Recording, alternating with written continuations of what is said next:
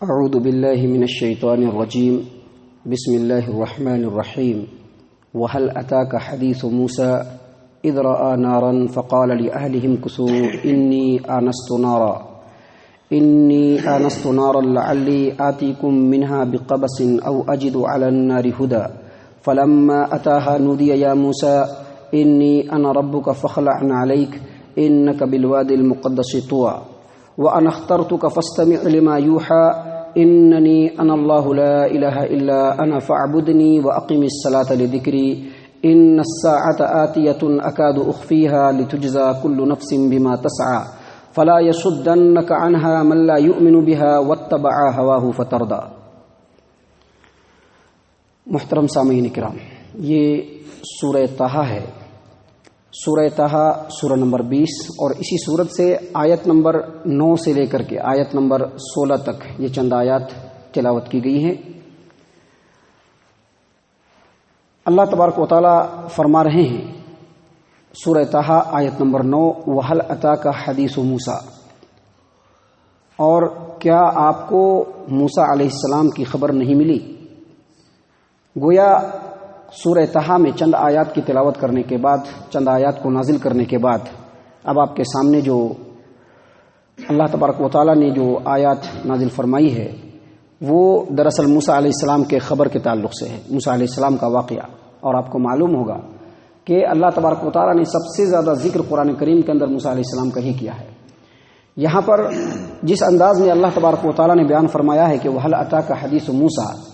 اور کیا آپ کے پاس موسیٰ علیہ السلام کی خبر نہیں آئی، تو قرآن کے اس انداز بیان سے ایسا معلوم ہو رہا ہے کہ پورے قرآن کریم کے اندر اس جگہ پہ پہلی مرتبہ اللہ تبارک و تعالیٰ نے موسیٰ علیہ السلام کے واقعے کو بڑا تفصیل اور ڈیٹیل سے بیان کیا ہے۔ اور قرآن کریم کا جو مخصوص انداز ہے واقعات کو بیان کرنے کا، اور جس مخصوص انداز میں یہاں پہ موسیٰ علیہ السلام کے واقعے کو بیان کیا گیا ہے، اس میں چونکہ یہ مکی صورت ہے تو کفار مکہ کے بہت سارے اعتراضات اور ان کے جو اٹھائے گئے سوالات ہیں ان کے اکثر کے جواب یہاں پہ موسیٰ علیہ السلام کے واقعے میں اللہ تبارک و تعالیٰ نے بیان فرما دیا ہے۔ اللہ تبارک و تعالیٰ فرما رہے ہیں کہ کیا تم لوگوں کے پاس، کیا آپ کے پاس ہے محمد صلی اللہ علیہ وسلم، موسیٰ علیہ السلام کی خبر نہیں آئی؟ اذ رأى نارا فقال لأهلهم كثوا إني آنست نارا لعلي آتيكم منها بقبس أو أجد على النار هدى، جب انہوں نے ایک آگ دیکھا، اذ رأى نارا، جب انہوں نے ایک آگ دیکھا، فقال لأهلهم كثوا، تو اپنے گھر والوں کو کہا کہ رکو، انی آنست نارا، مجھ کو آگ دکھائی پڑی ہے،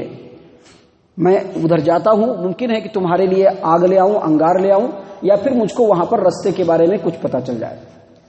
جیسا کہ آپ دیکھ رہے ہیں اس آیت کریمہ کے معنی سے کہ اللہ تبارک و تعالیٰ نے موسیٰ علیہ السلام کے واقعے کو وہاں سے بیان کیا ہے جب موسیٰ علیہ السلام اپنی بیوی کو لے کر کے مصر کی طرف آ رہے تھے، اور رستے میں وہ رستہ بھول گئے کیونکہ ساتھ میں اہل و عیال تھے، رات بڑی سرد تھی، بالکل تاریک تھی، تو رستے کو بھول گئے،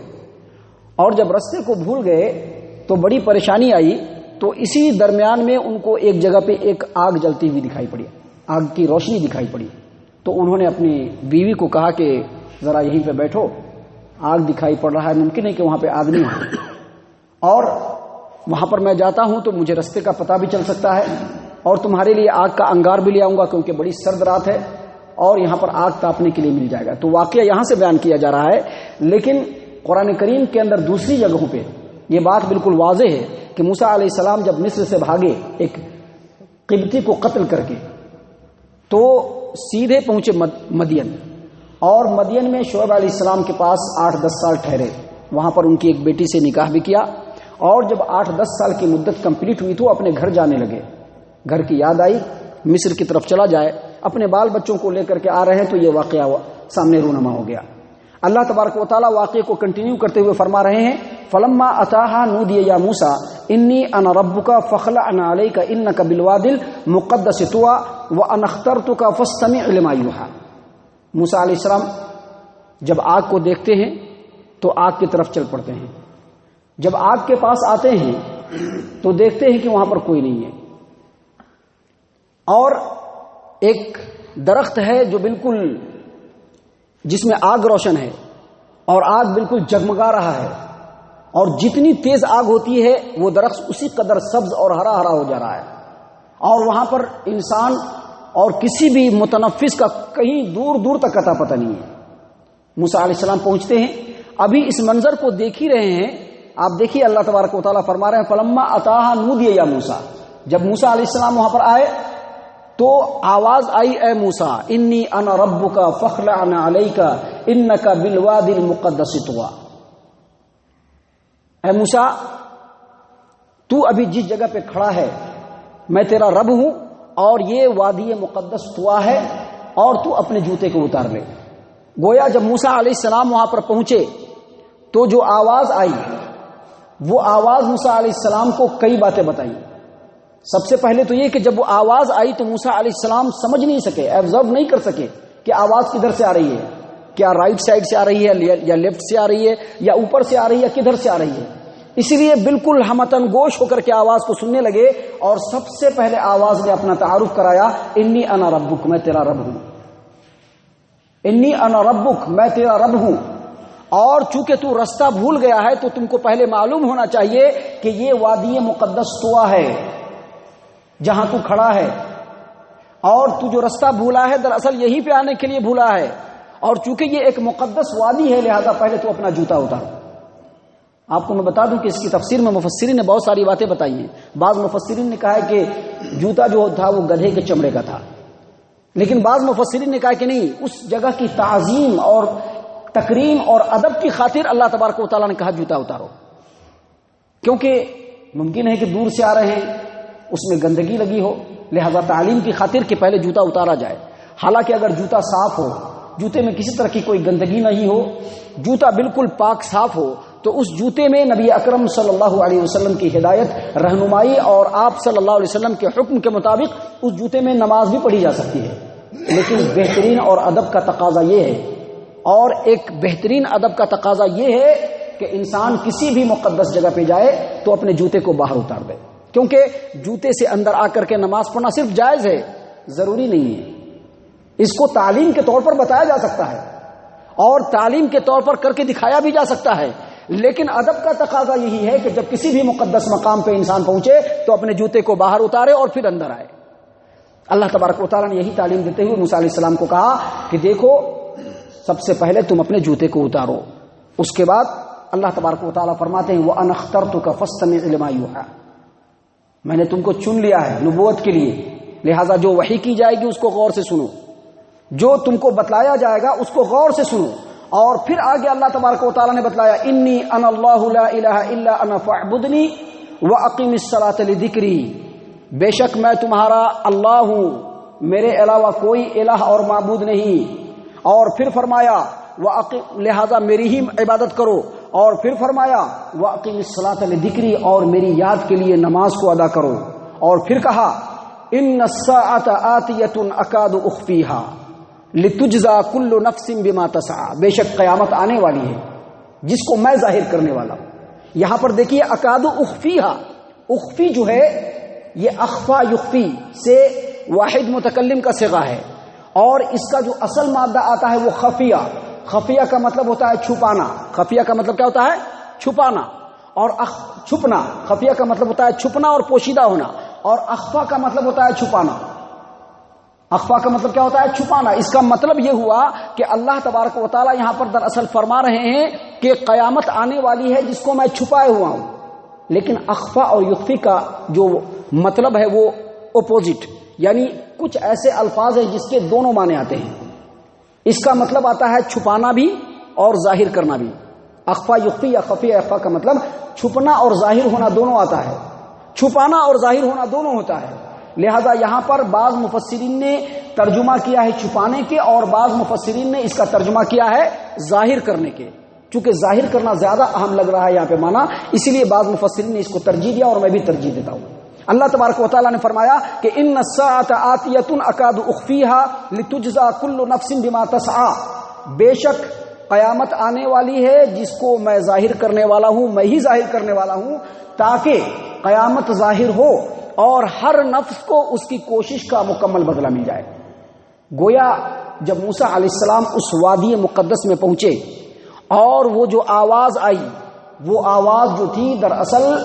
اللہ تبارک و تعالیٰ کی وحی تھی، قرآن کریم کی تصریح کے مطابق، قرآن کریم کی تصریحات کے مطابق وحی کی 3 قسمیں ہیں. اس میں سے ایک قسم یہ ہے کہ ڈائریکٹ بات کرے بندہ سے اللہ تبارک و تعالیٰ. اللہ تبارک و تعالیٰ جب ڈائریکٹ بندے سے بات کرے گا تو وہ بھی وحی کی ایک قسم ہوگی. گویا موسیٰ علیہ السلام کو اب یہاں سے نبی بنایا جا رہا ہے، اور یہ بات کسی کو بھی پتا نہیں ہے، خود موسیٰ علیہ السلام کو بھی پتا نہیں ہے. اللہ تبارک و تعالیٰ نے ان کے اوپر وحی کی، اور وحی کرتے ہوئے اللہ تبارک و تعالیٰ نے ان کو چند بنیادی تعلیمات دی. اور یہی وہ بنیادی تعلیمات ہیں جو صرف موسیٰ علیہ السلام کو نہیں بلکہ آدم علیہ السلام سے لے کر کے محمد صلی اللہ علیہ وسلم تک جتنے بھی انبیاء ہیں سبھی کو یہی بنیادی تعلیم ملی، اور اسی کو اصول دین کہا جاتا ہے. اللہ تبارک و تعالیٰ فرماتے ہیں انی انا اللہ لا الہ الا ہو، انی انا اللہ لا الہ الا انا فاعبدنی. دیکھو میں ہی تمہارا معبود ہوں، میرے علاوہ کوئی معبود نہیں، لہذا میری عبادت کرو. یعنی اللہ یہ بتلانا چاہ رہے ہیں کہ اس پورے کائنات کا خالق و مالک اکیلے اللہ ہے، اور اس میں کوئی بھی شریک نہیں ہے. اور جب اللہ تبارک و تعالیٰ کے خالق ہونے میں اور پورے کائنات کے رب ہونے میں کوئی بھی شریک نہیں ہے تو معبود بھی اللہ تبارک و تعالیٰ ہی ہوگا، دوسرا نہیں ہو سکتا ہے. لہذا جب معبود اللہ تبارک و تعالیٰ ہے تو عبادت بھی اللہ تبارک و تعالیٰ فرما رہے ہیں کہ میری ہی کرنی ہے. اور عبادت میں سب سے اہم ترین جو ذریعہ ہے وہ نماز ہے. اللہ تبارک و تعالیٰ کی عبادت کی جو ذرائع ہیں اس میں سب سے اہم ذریعہ ہے وہ نماز ہے. اس لیے اللہ تبارک و تعالیٰ نے دوسرے مرحلے میں کہا فَأَقِمِ الصَّلَاةَ لِذِكْرِي، میری یاد کے لیے نماز پڑھو. یعنی اللہ کو یاد کرنے کے لیے نماز کو قائم کرنا ضروری ہے، اور یہ ہر نبی کو دیا گیا ہے، یہ نماز ہر نبی کو دیا گیا ہے. اللہ فرماتے ہیں وَأَقِمِ الصَّلَاةَ لِذِكْرِي، مجھ کو یاد کرنے کے لیے نماز کرو، نماز پڑھو اور نماز کو قائم کرو. اور نماز کو قائم کرنے میں بالکل غفلت نہ کرو، اور کبھی بھول جاؤ تو جب یاد آئے اسی وقت نماز ادا کرو، اسی وقت نماز ادا کرو. اور اس کے بعد نبی صلی اللہ علیہ وسلم، اس کے بعد اللہ تبارک و تعالیٰ نے موسیٰ علیہ السلام کو تعلیم دیتے ہوئے کہا، کیا کہا؟ فرمایا ان الساعۃ آتیۃ اکاد اخفیھا لتجزا کل نفس بما تسعی. دیکھو اللہ تبارک و تعالیٰ تنہا عبادت کے لائق ہے، اس کی عبادت میں کوئی شریک نہیں. نماز کو قائم کرنا ہے، اگر بھول جاؤ تو نماز ہر حال میں قائم کرنا. اور یاد رکھو یہ دنیا اس لیے بنائی گئی ہے کہ اس کے بعد قیامت کو لایا جائے، اور دنیا میں جس نے جیسا عمل کیا ہے اس کے عمل کے مطابق اس کو بدلہ دیا جائے. قیامت آنے والی ہے. گویا یہی وہ بنیادی اصول اور قاعدہ ہے جس کو اصول دین کہا جاتا ہے، جو ہر نبی کو دیا گیا. اللہ کے رسول صلی اللہ علیہ وسلم مکہ کے اندر جب مکہ کے قریش کے کفار کے درمیان اور لوگوں کے درمیان دین کی تبلیغ کر رہے ہیں اور ان کو یہ بات اچنبھا معلوم ہو رہا ہے، تو اللہ تبارک و تعالیٰ نے تعلیم دیتے ہوئے کہا کہ لوگوں، یہ اللہ کے رسول صلی اللہ علیہ وسلم جو تعلیم دے رہے ہیں یہ کوئی نئی تعلیم نہیں ہے، بلکہ آپ سے پہلے جتنے بھی انبیاء آئے سب کو بالکل یہی تعلیم دی گئی. اور اس کے بعد اخیر میں اللہ تبارک و تعالیٰ نے فرمایا، جو آج کے آیات میں سے آپ کے سامنے جب سے آخری آیت تلاوت کی گئی اس میں اللہ فرماتے ہیں فَلَا يَصُدَّنَّكَ عَنْهَا مَن لَّا يُؤْمِنُ بِهَا وَاتَّبَعَ هَوَاهُ فَتَرْدَىٰ. اور دیکھو جو قیامت کے دن کے اوپر یقین نہیں رکھتا ہے اور جو اپنی خواہشات کے پیچھے پڑا ہوا، ایسے لوگوں کا ساتھ بالکل چھوڑ دو. ایسے لوگوں کا جو دنیا پرست ہو، دنیا میں منہمک ہو، جس کا آخرت پہ یقین نہیں ہو، جو اپنے نفس کا غلام ہو اور دنیا کو پانے کے لیے ہر حد تک جا سکتا ہو، ایسے لوگوں کا ساتھ چھوڑ دو. کیونکہ ایسے لوگوں کا ساتھ پکڑو گے اے موسیٰ تو یقینی طور پر یہ تم کو آخرت سے غافل کر دیں گے. کہیں ایسا نہ ہو کہ تم آخرت کے ذکر سے غافل ہو جاؤ اور ہلاک و برباد ہو جاؤ. اس لیے اللہ تبارک و تعالیٰ نے یہ 5ویں تعلیم دی کہ دیکھو موسیٰ، ایسے تمام لوگ جو دنیاوی خواہشات کے پتلے بنے ہوئے ہیں، جو دنیاوی خواہشات کے پیچھے پڑے ہوئے ہیں، جو آخرت کے اوپر یقین نہیں رکھتے ہیں، ایسے تمام لوگوں کا ساتھ چھوڑو، کیونکہ یہ تم کو آخرت کے یاد سے غافل بھی کریں گے اور تم ہلاک و برباد ہو جاؤ گے. چونکہ موسیٰ علیہ السلام کو اب یہاں سے فرعون کے پاس جانا تھا اور وہاں پر اللہ تبارک و تعالیٰ کے حکموں کو اور اللہ کی دعوت کو دینا تھا، تو اللہ تبارک و تعالیٰ پہلے ہی ان کی تربیت کر رہا ہے. کیونکہ دین کے دعوت کے مشن کو اٹھانے کے لیے اس طرح کے مضبوط تعلیم سے اور اس طرح کے مضبوط عمل سے لیس ہونا بالکل ضروری ہے انسان کے لیے. جو آدمی اس طرح کے دعوت کو اور اس طرح کی تعلیم کو اپنے اندر شامل کرے گا اور اس طرح کے اعمال کو اپنے اندر بالکل شامل کر لے گا، یقینی طور پر اس روئے زمین پر وہی داعی کہلانے کے لائق ہے. اللہ تبارک و تعالی ہم تمام کو ان آیات کے اوپر غور و فکر اور تدبر کرنے کی توفیق عنایت فرمائے۔ اللہ تبارک و تعالی ان آیات کے ذریعے سے ہمیں جو نصیحتیں دینا چاہ رہا ہے ہمیں ان نصیحتوں پر عمل کرنے کی توفیق عنایت فرمائے۔ اللہ تبارک و تعالی ہم تمام کو جنت الفردوس میں جگہ عطا فرمائے۔ اے اللہ ہم تمام کو جہنم سے پناہ دے، اے رب العالمین ہم تمام کو جہنم سے پناہ دے، اے مالک الملک ہم تمام کو جہنم سے پناہ دے، آمین یا رب العالمین۔ وما علینا الا البلاغ المبین۔